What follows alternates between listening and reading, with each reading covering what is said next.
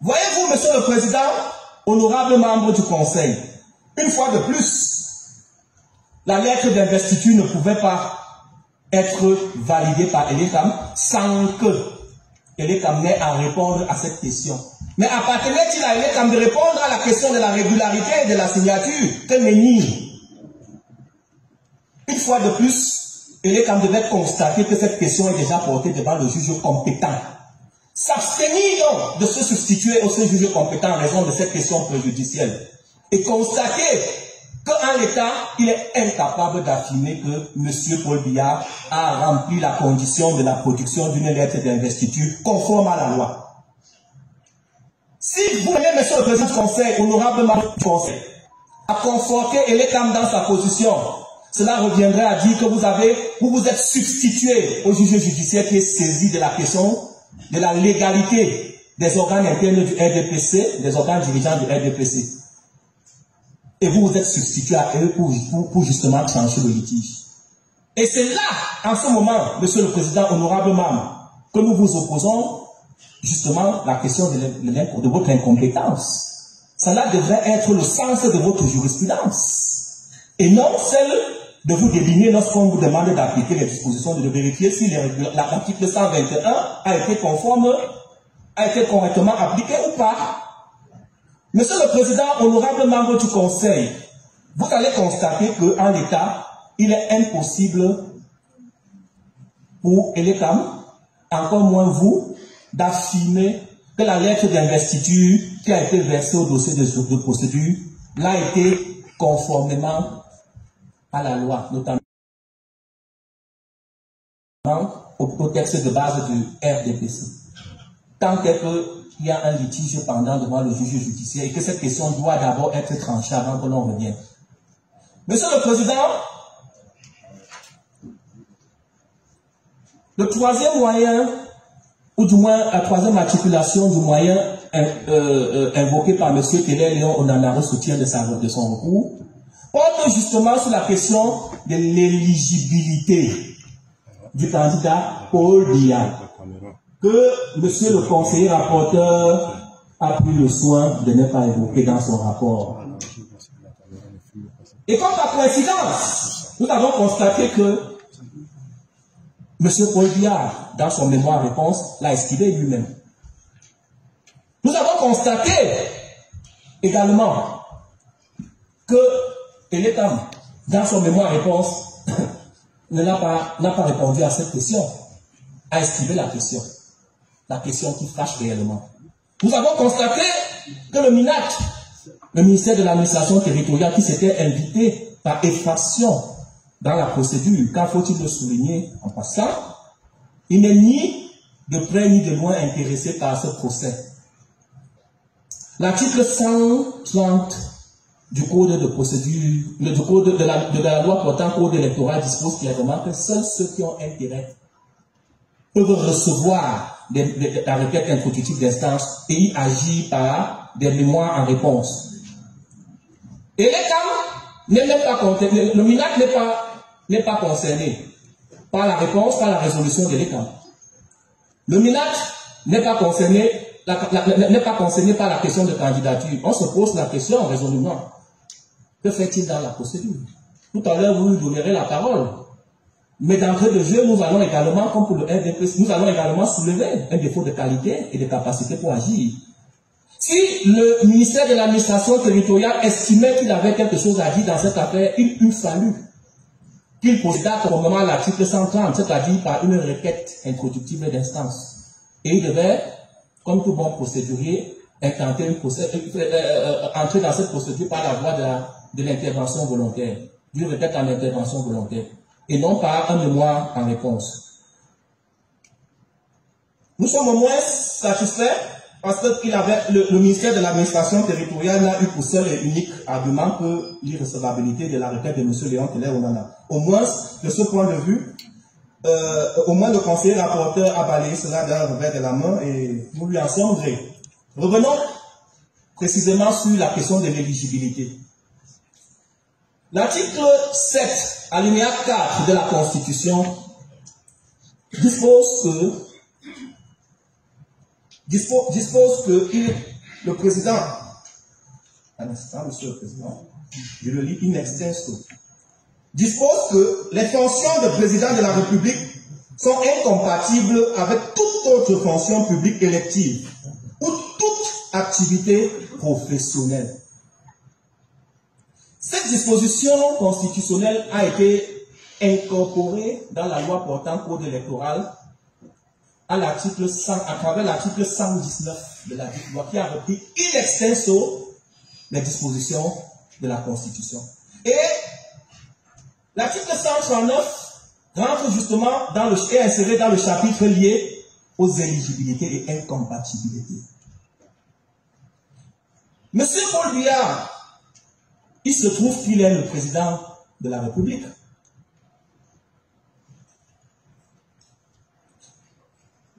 A-t-il démissionné de ses fonctions de président de la République au jour? Avait-il démissionné au jour du dépôt de sa candidature? La réponse c'est non. Il me semble, monsieur le président, que vous n'avez pas encore constaté la vacance à la tête de l'État. Et l'État, en confortant la candidature de ce dernier, conforte le fait qu'il est le président national du RDPC. Vous voyez-vous, la question de l'investiture, de la qualité du candidat, on ne peut pas l'échapper.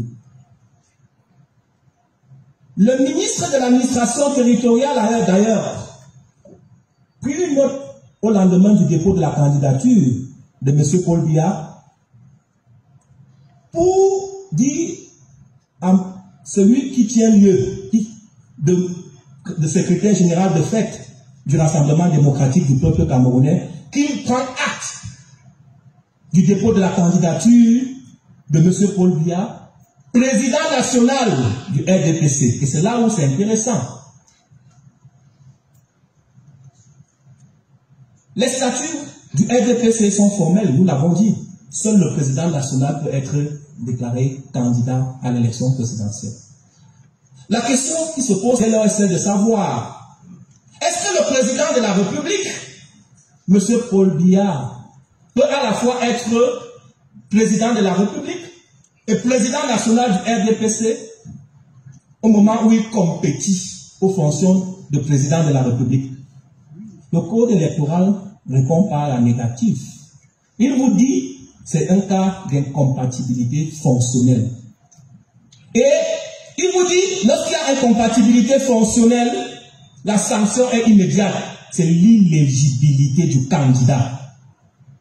M. Paul Biya aurait dû choisir soit de rester président de la République et de laisser la place à un autre militant du RDPC, investi comme tel à l'intérieur, comme président national, ou alors démissionner de ses fonctions de président de la République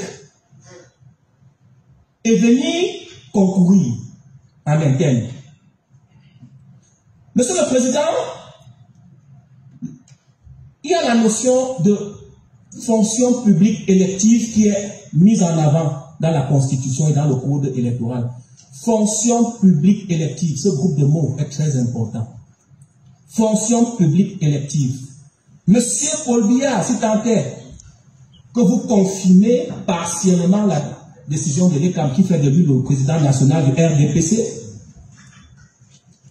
exerce-t-il, est-ce qualité, une fonction publique élective? La réponse est pour trouver. L'article 27, l'article 19 des statuts du RDPC dispose que le président de la République est élu par le Congrès. Donc la qualité de président au sein du RDPC n'émane pas d'une nomination, mais d'une élection. Et cette élection se fait à l'intérieur d'un appareil politique, qui est un parti politique. Et que dit Monsieur le Président? L'article 1er de la loi de 90 sur les partis politiques. Les partis politiques concourent à l'expression du suffrage. Et cet article 1er reprend les dispositions de l'article 3 de la Constitution. La mission constitutionnelle des partis politiques est de concourir à l'expression du suffrage. À ce titre, Monsieur le Président, Un parti politique est un appareil investi d'une mission d'utilité publique. Et c'est d'ailleurs en cette qualité, Monsieur le Président, honorable membre du Conseil, que les partis politiques reçoivent des subventions dans le cadre de leur fonctionnement et que l'article 284 du code de la loi portant code électoral impose et prescrit qu'en matière électorale, puisqu'il concourt à l'expression du suffrage, c'est-à-dire à la conquête du pouvoir, ils doivent être appuyés par un financement public.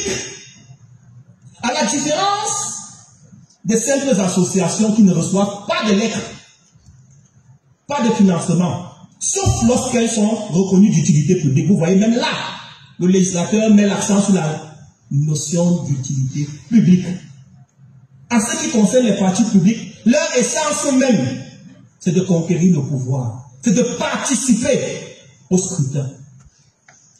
On ne crée pas un parti politique juste pour le bénéfice de ses membres. Monsieur Paul Biya est aujourd'hui président de la République parce qu'il a été porté à la tête de l'État par un véhicule qui s'appelle le RDPC, qui est un parti politique. En tant que président de la République, sert-il seulement les intérêts de ses camarades? Sert-il uniquement les intérêts des militants du RDPC? Non. Il sert les intérêts de l'ensemble de la nation, nous tous dans cette salle, sans distinction de sexe, de croyance, de religion, ni de parti politique. Vous voyez le rôle public, éminemment public, l'utilité éminemment publique d'un parti politique. Et quand on est à la tête d'un véhicule d'un parti politique, le représentant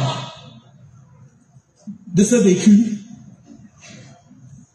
exerce une fonction non seulement publique, comme c'est le cas public, et élective, comme c'est le cas du RDPC. La vérité du RDPC n'est pas forcément celle des autres partis politiques. Nous ne savons pas ce qui se passe dans d'autres formations politiques. Mais en ce qui concerne le RDPC, nul ne peut prétendre agir en qualité de président national s'il n'est élu. Et cette élection-là emporte qu'il représente le parti partout où besoin est. Alors, Monsieur le Président, Monsieur Paul Biya est président de la République au moment où nous parlons, président de la République au moment où le Conseil électoral a rendu sa résolution, et président de la République au dire de l'ECAM, du ministre de l'administration territoriale,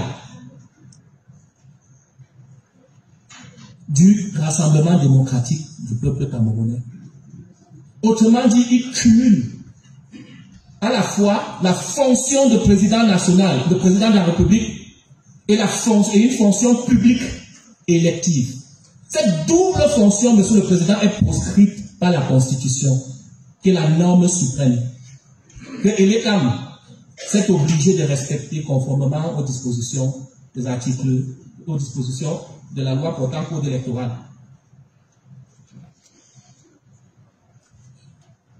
La loi portant code électoral sanctionne cette situation-là de l'inéligibilité, cette situation d'incompatibilité fonctionnelle, de l'inéligibilité du candidat à l'élection.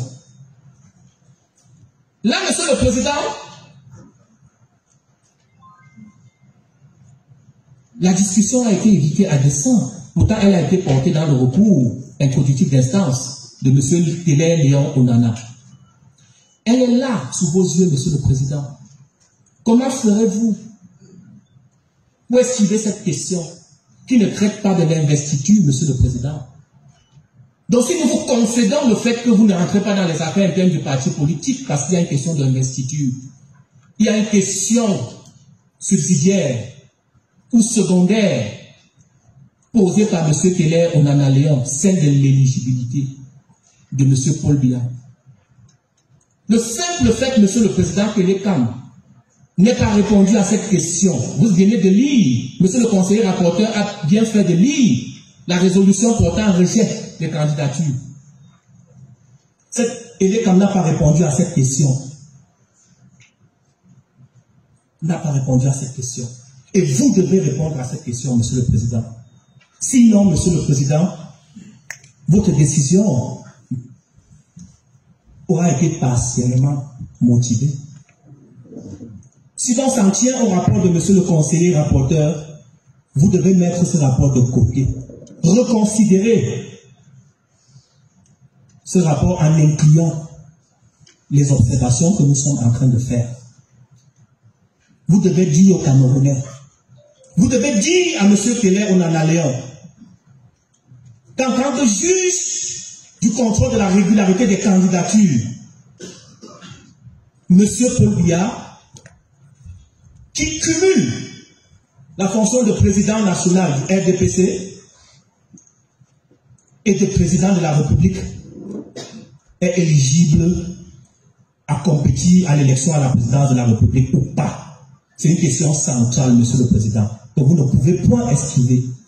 Et nous sommes convaincus que lorsque vous allez rentrer dans le secret du délibéré, vous allez mettre de côté le rapport de Monsieur le conseiller rapporteur pour non-réponse aux conclusions, et sur le bénéfice de tous les développements que nous venons de faire, et vous allez répondre à cette question. Monsieur le Président, nous avons également constaté d'entrée de jeu que Monsieur le rapporteur, sur la question, le deuxième point de la requête de Monsieur Léon Télé Onana, la mise en congé de certains membres du Conseil constitutionnel. Monsieur le rapporteur parle de récusation de certains membres du Conseil constitutionnel. Mais, Monsieur le Président, il s'agit de la dénaturation des faits, soumis à l'appréciation des sages que vous êtes, Monsieur le Président. Avant de répondre à une question, il faut quand même restituer ce que le demandeur vous a soumis. Nulle part dans la requête de M. Télé Onana Léon, il n'invoque la récusation. Le moyen invoqué n'est pas la récusation, Monsieur le Président. M. Léon Télé Onana est quand même conseiller. Il a quand même pris la peine de lire la loi. On ne vous demande pas de récuser certains membres du Conseil. La récusation signifie, Monsieur le Président, que pour cause de suspicion légitime de certains membres du Conseil, l'on soumette la question de suspicion à une autre juridiction pour qu'elle apprécie et que l'on revienne devant vous afin que vous puissiez continuer l'examen de la procédure. Ce n'est pas ça la récusation. La question mise en avant ou à vous soumise par M. Télé Léon Onana, c'est la mise en congé d'office de certains membres du Conseil constitutionnel. Vous êtes des technocrates, des techniciens. Ne vous trompez pas sciemment. Dites-nous, Monsieur le Président, l'article 23, le fondement juridique de la demande de M. Léon Télé Onana, c'est l'article 23 de la loi numéro 2004 portant statut des membres du Conseil constitutionnel. Exactement, Monsieur le Président. Mais exactement, Monsieur le Président. Monsieur le Président, vous avez posé la question. Permettez-nous de répondre à notre terme. Parce que nous avons soumis une requête, le conseiller rapporteur a répondu en ces termes. Et notre rôle ici, c'est de restituer ce que nous avons mis dans notre requête.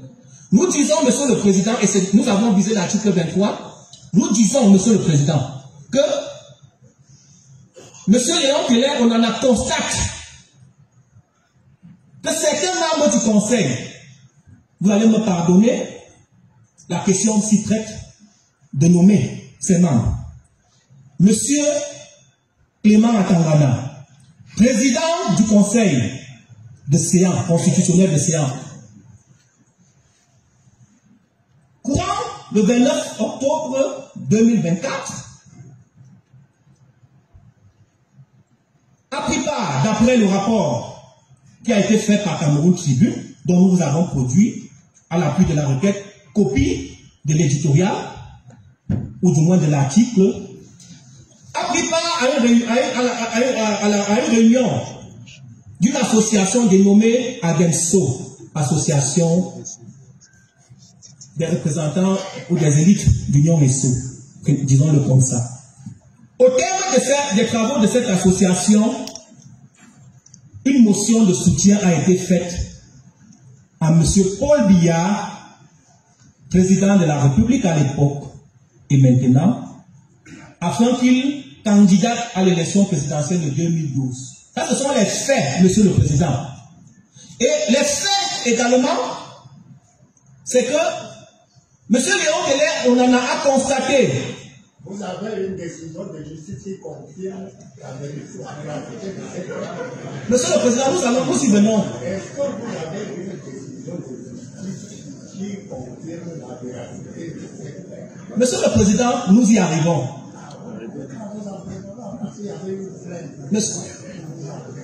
Monsieur le Président, nous savons que vous êtes ça. Monsieur le Président,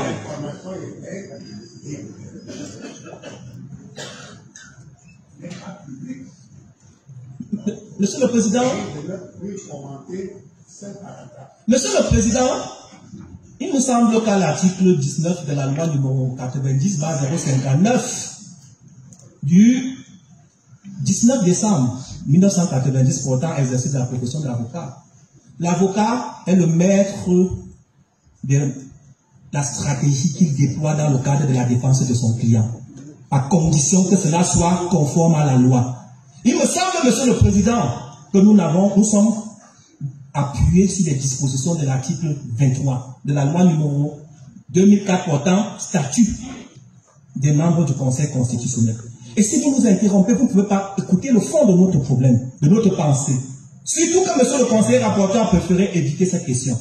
Nous étions disant, Monsieur le Président, honorable membre, que Monsieur Clément Atangana, je vous ai dit de me pardonner puisque la question, le moment s'y prête, s'est retrouvé en train de prendre part à une réunion d'une association au terme des travaux de cette association, une motion de soutien a été lue publiquement en faveur et appelant M. Paul Biya, président de la République, à se présenter à l'élection présidentielle de 2012, du 12 octobre 2025. Voyez-vous, Monsieur le Président, cette question a fait l'objet d'une plainte de la part du mouvement national, du mouvement pour la renaissance du Cameroun, parti politique légalisé, et rendue publique. Nous sommes allés sur la page de Maître Méli Hippolyte qui est dans cette salle et qui m'écoute. Nous avons téléchargé la copie de la plainte que nous avons versée au dossier de procédure, puisque nous ne pouvons pas avoir le fond de dossier, n'étant pas dans le dossier. Nous avons également téléchargé sur sa page Facebook, où il a rendu publique la procédure, la notification faite à M. Clément Atangana et à M. Nikwaché de la plainte déposée contre eux. Ah, Monsieur le Président, nous avons investigué, nous avons cherché à comprendre et à vérifier si cette procédure est définitivement arrivée à son terme.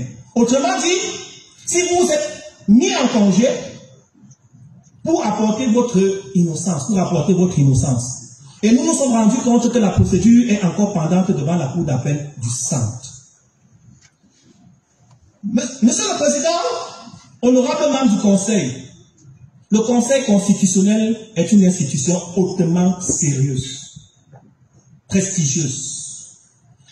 Le législateur n'a mis sur la tête d'aucun magistrat, aucun autre magistrat de la République, l'obligation de se mettre en congé lorsqu'il fait l'objet d'une procédure pénale.